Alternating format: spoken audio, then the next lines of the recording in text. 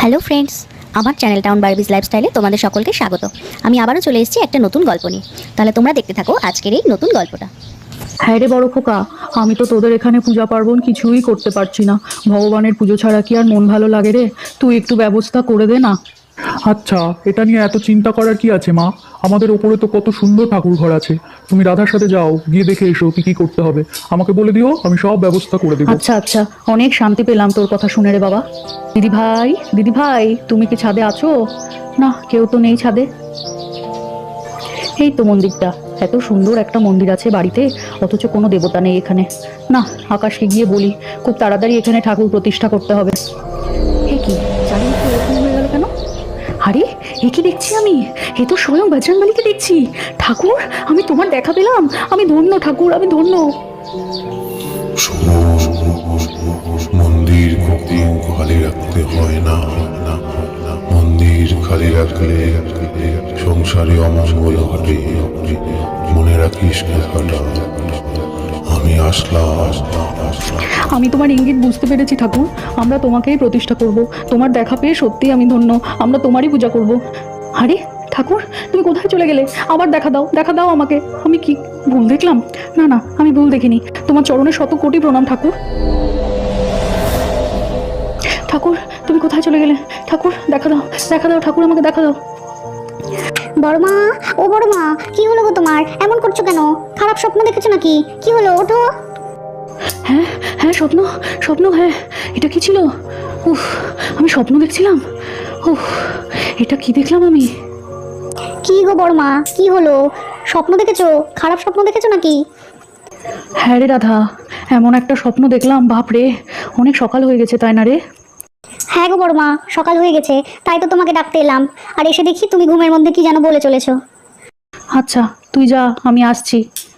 দিদি ভাই, দেখো এই শাড়িটা কি সুন্দর, আমার খুব পছন্দ হয়েছে। আর এই শাড়িটার রংটাও কি সুন্দর, তোমাকে খুব মানাবে। হ্যাঁ রে দিয়া, আমার শাড়িটার রংটা খুব সুন্দর হয়েছে, আমার খুব পছন্দ। এই রংটা তো আমার খুব পছন্দের। মায়ের চয়েসগুলো খুব সুন্দর, সবার জন্য একদম পছন্দসই সব জিনিস এনেছে। তিন্নি তিথির জামাটাও কি সুন্দর। আর এদিকে ঘুমের মধ্যে এরকম একটা স্বপ্ন দেখে ঠাম্মির খুব মন খারাপ হয়ে যায়। তাই ঠাম্মি বাইরে বাগানে একা একা মন খারাপ করে বসে আছে। আর তখনই সেখানে তিন্নি আসে আর দেখে ঠাম্মি চুপচাপ বসে কি যেন ভাবছে। ঠাম্মি, তুমি এখানে একা একা বসে আছো? কি ভাবছো ঠাম্মি? কিছু ভাবছি না দিদি ভাই, তুমি বাইরে এখন কি করছো? আমি তো একটু খেলতে আসলাম বাইরে, কিন্তু এসে দেখলাম তুমি এখানে একা একা বসে আছো, তাই আমার আর খেলতে ইচ্ছে করছে না। আরে দিদি ভাই, আমার গ্রামের বাড়িটার জন্য একটু মন খারাপ লাগছিল, তাই একটু বাইরে এসে বসে আছি। বাইরের হাওয়াটা খুব ভালো লাগছে। আমাদের গ্রামের বাড়িতে তো সবসময় আমরা এভাবেই প্রাকৃতিক হাওয়া বাতাস পেতাম। তুমি তো আসলে কোনোদিন গ্রামে যাওনি, তাই তুমি বুঝবে না। ঠাম্মি, তোমাদের মুখে এসব গল্প শুনে তো আমার খুব যেতে ইচ্ছে করছে। ঠাম্মি আর তিন্নি এভাবেই গল্প করতে থাকলো। আর তখন সেখানে মালতী আর পাখি এলো। আরে পাখি, তুই এসেছিস? আয় আয়, ভেতরে আয়। মালতী আন্টি, তুমি কতদিন পর এলে? হ্যাঁ তিন্নি, আমি একটু বিজি ছিলাম, তাই আর আসতে পারিনি। তোমার ঠাম্মি এসেছে শুনেছি, তার সাথেও দেখা করতে আসতে পারিনি। মালতী আন্টি, এই যে আমার ঠাম্মি, তুমি আর ঠাম্মি একটু কথা বলো, আমরা একটু বাগানে খেলি। চল পাখি, আমি আর তুই একটু বাগানে গিয়ে খেলি। হ্যাঁ হ্যাঁ তিন্নি, চল। আর এই বলে তিন্নি আর পাখি বাগানে খেলতে লাগলো। আর এদিকে মালতী আর ঠাম্মি দুজনে মিলে গল্প করতে থাকলো। মাসিমা, আপনার শরীর কেমন আছে? আমি নেহার ছোটবেলার বান্ধবী। আপনি আমাকে চিনবেন না, কিন্তু আপনার ব্যাপারে নেহা অনেক গল্প করেছে আমাকে, তাই আমি আপনাকে খুব ভালো করে চিনি। ও তাই নাকি? তুমি নেহার বান্ধবী? তোমার মেয়ের সাথে পরিচয় হয়েছিল আমার। আজ তোমার সাথেও দেখা হয়ে খুব ভালো লাগলো। তা বাইরে থেকো না, চলো চলো ভেতরে চলো, সবাই ভেতরেই আছে। তারপর ঠাম্মি আর মালতী নেহা আর দিয়া দুজনে মিলে শাড়ি কাপড় গোছাচ্ছিল। আর তখনই মালতী ঘরে আসে। নেহা, কি করছিস? এত জামা কাপড় নিয়ে বসেছিস? আরে মালতী, কখন আসলি? যাক তাহলে, তোর আসার সময় হলো। মালতী দি, এসো এসো, বসো এখানে। আরে থাক থাক, এত ব্যস্ত হতে হবে না। তোমরা কাজ করছিলে, আমি হয়তো এসে ডিস্টার্ব করলাম। বাবা, তুই আবার এগুলো কথা কবে থেকে বলতে শুরু করলি? আমরা এমন কিছুই কাজ করছি না। শাশুড়ি মা সবার জন্য জামা কাপড় এনেছিল, সেগুলোই গোছাচ্ছি। তারপর তুই বল, কোথায় ব্যস্ত ছিলি? আর তোর বরকে কি আমাদের বাড়িতে আর আনবি না? আমার কথা আর বলিস না, আমি ঘরের কাজ চলছে রে, ওই জন্য আসতে পারিনি। আর তোর অরিত্রদা তো বাইরে গেছে, তাই আসতে পারছে না। মালতী দি, সেদিন তোমাকে বললাম না তিন্নি ভয় পেয়েছে, আর তুমিও বললে এই বাড়ির নাকি কোনো ঘটনা আছে। আর জানো, কাল রাতে আমাদের রাধা ভয় পেয়েছে। ওমা, তাই নাকি? কি হয়েছিল শুনি? এই দিয়া ছাড় না, আবার এগুলো কথা টানছিস কেন? তো দাদার কিন্তু আসার সময় হয়ে গেছে। দাঁড়াও না, আমি রাধাকে ডাকি, ওর মুখ থেকেই শোনো কি হয়েছিল, ও ভালো বলতে পারবে। রাধা, এই রাধা, একবার এই ঘরে আয়। কি হলো ছোট বৌদি, আমাকে ডাকছিলে? হ্যাঁ ডাকছিলাম। মালতীদিকে একটু বলতো কাল রাতে তোর সাথে কি হয়েছিল। দূর ছোট বৌদি, আবার ওইসব কথা বলবো আর তোমরা হাসাহাসি করবা। না আমি বলবো না। কেউ কেন হাসবে? আমি তো জানি না কি হয়েছিল, বলো না আমাকে। আসলে না, রাতে আমি জল খেতে এই ঘরে আসলাম, আর এই ঘর তো খুব অন্ধকার ছিল। তারপর এইভাবেই সব ঘটনা রাধা মালতীদিকে বলল। আর সেই সব কথা শুনে চোখ বড় বড় করে নিয়ে মালতী বলল, আমি তোদের বলেছিলাম না সেদিন কিছু ঘটনা শুনেছি আমি এই বাড়ির সম্বন্ধে। তুই থাম তো মালতী, এখনকার জেনারেশনের মেয়ে হয়ে তুই এগুলো কি যে বলিস। এমনিতেই সেদিন তোর কথাগুলো শুনে আমরা খুব টেনশনে পড়ে গেছিলাম। তো দাদাকে তো কিছু বলতেই পারিনি এখনো। না না, দাদাকে আগেই কিছু বলিস না। আমি তোদের একটা উপায় বলতে পারি এসব থেকে মুক্তি পাবার। কি উপায় গো দিদি, তুমি আমাকে বলো। যা হয়েছিল তা তো শুধু আমিই জানি, আর কেউ বুঝবে না। রাধার মুখে এরকম কথা শুনে নেহা আর দিয়া হো হো করে হেসে ওঠে। এক এক সময় তুই কি যে বলিস না। শোন তাহলে, আমি একজন নামকরা ওঝাকে জানি, তাকে বাড়িতে নিয়ে এসে পুরো বাড়িটাকে খুব ভালো করে ঝাড়ফুঁক করিয়ে নে। তাহলে আর তোদের এরকম সমস্যায় পড়তে হবে না। না হলে এরপরে কিন্তু কোনো বড় বিপদে পড়তে হবে, তোদের আমি বলে দিলাম। চুপ কর, তোর দাদা। আরে হ্যাঁ, আকাশদা কিছুই জানতে পারবে না। আরে বলছি তোর দাদা। হ্যাঁ তো আমি এটাই বলছি, দাদা কিছু জানতে পারবে না, আমি সব ব্যবস্থা করে দেব। কি ব্যাপার, কি কথা হচ্ছে?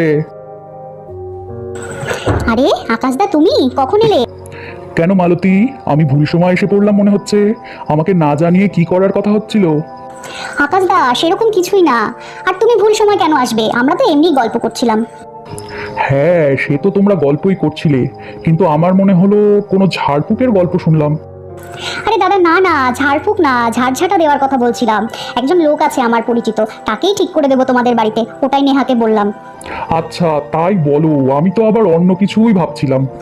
না না আকাশদা, তুমি যে কি বলো না। উফ দাদা ভাই, এবার থামো থামো। তুমি তো পুরো মালতীদিকে পুলিশের মতো জেরা করতে শুরু করে দিয়েছো। মালতীদি কিন্তু খুব ভয় পেয়ে গেছে। আচ্ছা আমি তাহলে আজ আসি, অনেকক্ষণ এসেছি তো, তোরা গল্প কর। আরে আরে, সে কি কথা, এটা বললে হয় নাকি? আমি আসলাম আর তুমি চলে যাচ্ছ। চলো বসি একসাথে, চা খাই, গল্প করি। এতক্ষণ তো বান্ধবীর সাথে ভালোই গল্প করছিলে, আমাকে দেখেই পালিয়ে যাচ্ছ।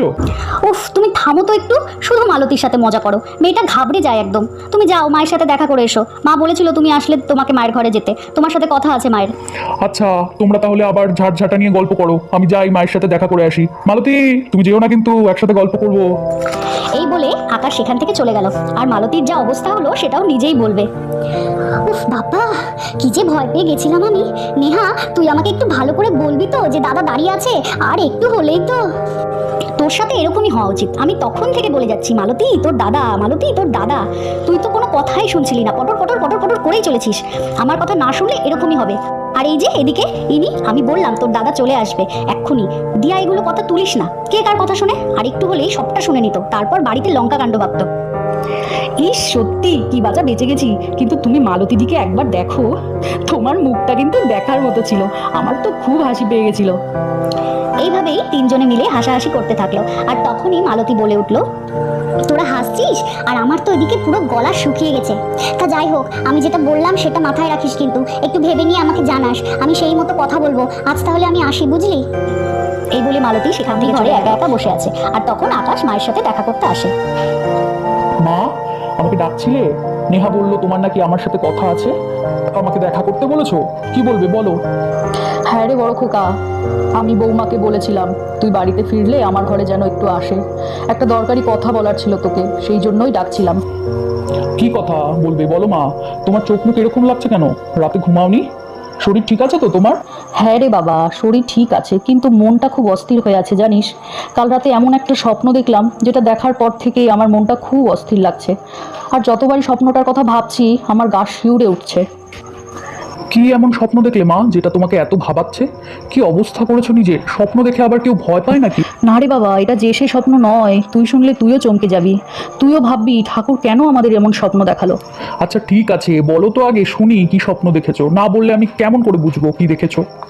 শোন তাহলে, আমি ভোরবেলা দেখলাম স্বপ্নটা, যে তুই আর আমি টেবিলে বসে গল্প করছিলাম। আমি তোকে বললাম বাড়িতে পুজো করার কথা, তুই আমাকে বললি ছাদে গিয়ে ঠাকুরঘরটা দেখে আসো। আমি ছাদে গেলাম, ঠাকুরঘরটাও দেখলাম, কেউ ছিল না তখন ওখানে। তারপর ঘুরে আসতেই হঠাৎ দেখলাম মন্দিরের ভেতরে বিশাল এক বাজরাংবালি। আমি তো দেখে ওখানেই বসে পড়েছি আর শুধু তাকেই প্রণাম করে চলেছি। আর সে মূর্তি নয়, এ তো অপরূপ সুন্দর এক মূর্তি, আমি সত্যি আগে দেখিনি। তারপর ঠাকুর আমাকে নিজে বললেন তাকে এই মন্দিরে প্রতিষ্ঠা করতে, মন্দির কখনো ফাঁকা রাখতে হয় না। এই বলেই তিনি আবার অদৃশ্য হয়ে গেলেন, জানিস। তাহলে তুই বল, এমন স্বপ্ন দেখার পর আমার কি অবস্থা হতে পারে? তুই যেমন করে পারিস কিছু একটা ব্যবস্থা কর রে বাবা, খুব তাড়াতাড়ি আমাদের ঠাকুরকে মন্দিরে প্রতিষ্ঠা করতে হবে। আরে তুমি মন্দিরটা ফাঁকা দেখো আর মনে মনে ভাবো, তাই তুমি এরকম স্বপ্ন দেখেছো। এইসব নিয়ে তুমি এত ভেবো না তো। সে তোমার যখন মন চাইছে ওখানে কোনো ঠাকুর পুজো করো তুমি। না না, এসব কথা মুখে মানিস না। ঠাকুর স্বয়ং আমাদের দেখা দিয়েছেন, আমি তাকেই মন্দিরে প্রতিষ্ঠা করব, তারই পুজো হবে বাড়িতে। আচ্ছা আচ্ছা, আমি সব ব্যবস্থা করে দিব, তুমি কিছু চিন্তা করো না। আমাকে শুধু বলে দিও কি কি করতে হবে। হ্যাঁ, তুই যত তাড়াতাড়ি পারিস পুজোর ব্যবস্থাটা কর বাবা। এভাবেই ঠাম্মি আর আকাশ বজরংবলীর পুজো নিয়ে আলোচনা করতে থাকলো। তোমাদের আজকের গল্পটা কেমন লাগলো অবশ্যই কমেন্ট করে কিন্তু জানিও। পরবর্তী গল্প দেখার জন্য আমার চ্যানেলের সাথে যুক্ত থাকো। সবাই ভালো থেকো।